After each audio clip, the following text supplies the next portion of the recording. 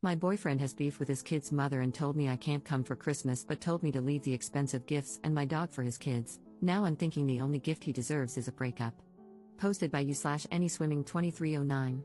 If you look at my post history, I, 37F, escaped a violent man a while ago and got back with an ex, 40M, who was cold but at least not violent. However, he is lazy and passive, and there was too much family drama. He has 2 kids, 8 and 10. Now, I am back in the drama. He also never told me he loved me, but that is beside the point. His kid's mom has always been awful to me, and he never stands up for me. We broke up when she screamed at me as I came with him to pick up the kids, threw me out, and he didn't say anything. It was literally my first interaction with this woman. There is no history that I know of. I don't recall ever meeting this woman, let's call her Susan, 39F, before I dated Phil, and to my knowledge, I have no mutual friends with her except my hairstylist, who is a nice woman.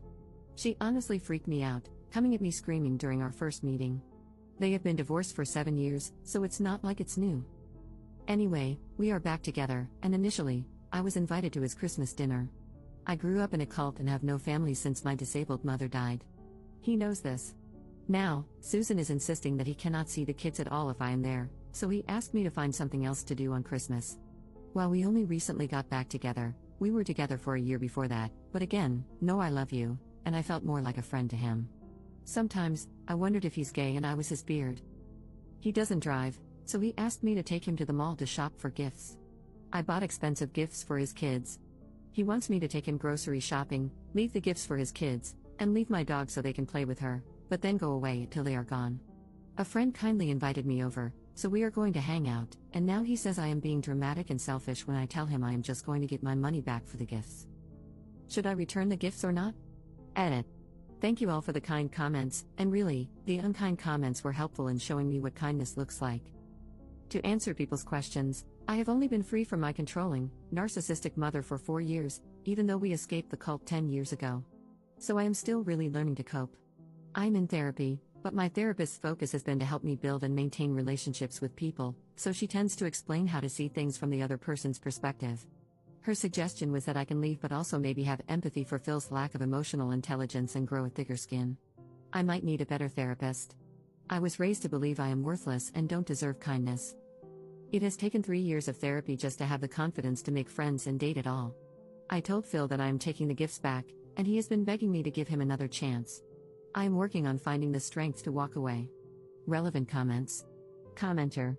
Who has primary custody of the kids? Ops response. Susan has full custody because Phil was involuntarily hospitalized during a manic episode a few years ago, before we met. She painted him as unfit because he's bipolar, and he's afraid to go to court. He also only pays child support erratically. Update 3 days later. I was shocked that everyone said my boyfriend was wrong. I really thought most people would be team baby mama and tell me I'm awful for not cooperating with being asked to leave expensive gifts and my dog for Phil's kids on Christmas, but leave the house, as I was not allowed. Because that's what most of my friends, okay, I have 5 friends, told me.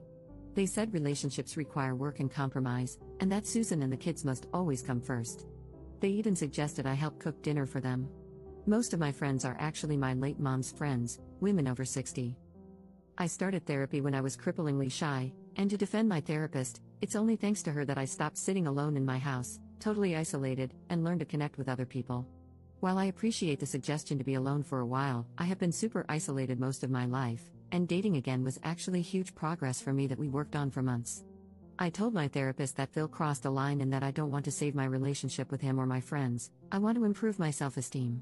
Her emphasis has always been on avoiding isolation at all costs and learning to endure other people's imperfections. She agreed that this Christmas incident was really bad. I am still processing all of this. I am surrounded by people who encourage me to be a doormat, and I am still shocked by what others thought. I really believe that Phil and Susan were right, and 48 hours is not enough time to process that maybe my whole worldview is totally messed up. I went to my friend Mary's house and realized that she's maybe my only real friend. She didn't judge me, told me Phil is nuts, and we had a great time with her family. I left my dog with a neighbor since her oldest is nonverbal and can be unsafe with animals. I sent Phil a Venmo request for the money I spent on gas and gifts, and he paid it. Phil threw Susan out at 2 p.m. and begged me to come home. I got my dog back from the neighbor, took out the cheapest gifts, and he made his kids thank me and play with the presents, which felt very awkward as he tried to beg them to engage with me while they were on their phones. We hung out with his kids for an hour. Susan came back and refused to get out of her car. Now Phil is telling me he loves me, wants to marry me, etc. I don't know what to do. I have been reading nonstop about narcissistic abuse these past few days. I am realizing that Phil is just like my mom, and that this is maybe what she did, hoovering. But again, I am fighting to stop being totally isolated, which I was for years after leaving the cult. I had no friends, never dated. It's laughable how many people accused me of desperately needing a man. Phil is my first boyfriend, and we met when I was a 31-year-old virgin with no friends. So yes, being alone is grand, but I have been alone all my life and fought hard to stop wanting to be alone. Learning to talk to people outside of work topics, developing social skills, etc., has been a huge battle. I am not autistic, but I come across that way because after age 7, I was the only kid left in our cult/commune, and I have no social skills and prefer to be alone to an unhealthy degree. I don't know what to do. Maybe Phil grew a spine. Maybe it's hoovering. I'm standing up to him, though, and looking for new friends and spending more time with Mary, who said I am always welcome at her house. Second update 1 month later. If you recall, my boyfriend threw me out on Christmas because his baby mama wouldn't let him see his kids unless he uninvited me. He expected me to leave behind the expensive gifts I bought for his kids, take him grocery shopping, he can't drive for medical reasons, and leave my dog with them to play with. I had a history of social isolation and abuse and only have one friend my age, so I had no one to tell me how bad this was and no other social outlets. Phil arranged a small Christmas gift opening for me, him, and his kids. He finally told me he loved me and wanted to marry me. He then offered to let me move in with him but soon after asked me to buy a sofa. A few days later, I was out of gas, he got out to pump it but asked for my credit card. He wouldn't even chip in for gas, even though I drive him everywhere. A couple of weeks ago, I noticed that I was missing kitchen knives. My utensil drawer kept getting emptier. I have a cleaning lady and figured maybe she put them someplace weird because she spaces out sometimes. She's sweet but more ADHD than I am, which is saying a lot. They were in Phil's utensil drawer. He had been stealing utensils from me. For some reason, that was the last straw. Today, I blocked him. Edit. I confronted Phil about the knives when I returned his stuff. He had been taking pot brownies to work and eating them all day and needed my knives to cut them, then forgot to return them. So, on top of everything, he was doing substances at work. He took 1 or 2 each week and doesn't see the big deal. But I've also found empty food boxes in the cabinets where he ate everything and put the box back, so I think he's been stealing deliberately and will probably find more things missing. Edit 2. So apparently, this post made best of Reddit and also a YouTube channel. Questions and some lovely advice have come in. First, thank you for the kind advice and suggestions. I'm looking for a therapist who specializes in CPTSD. Sorry for the wall of text. Did I get the knives back? No, they are $10 worth of dollar store knives, and contacting Phil and risking him love bombing me when I'm still fragile is not worth $10 of crap. He would probably lie and cause drama if I did, not worth it.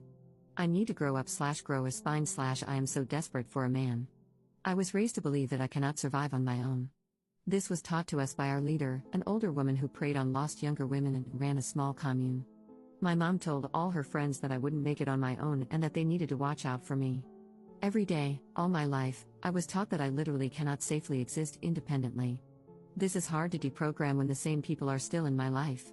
Phil was one of the first people to befriend me and teach me life skills.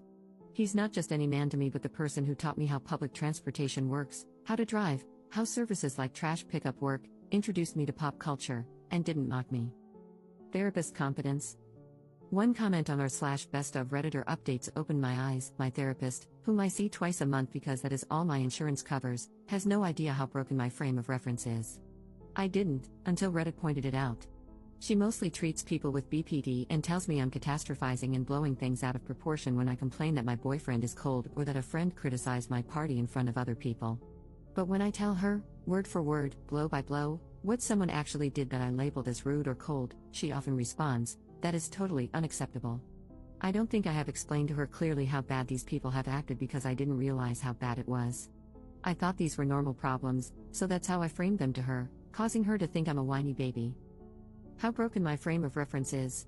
To those harshly judging, I had no exposure to mainstream media and had never been to a movie theater, on the subway, or on a plane until I was 30. People rejected me because I was weird and asked weird questions. So I became very dependent on the few people who first befriended me when I entered the normal world. I really want to thank the people who helped me understand how bad this all is. I don't know exactly where to go from here, but I joined a crochet group, and I'm getting a second dog.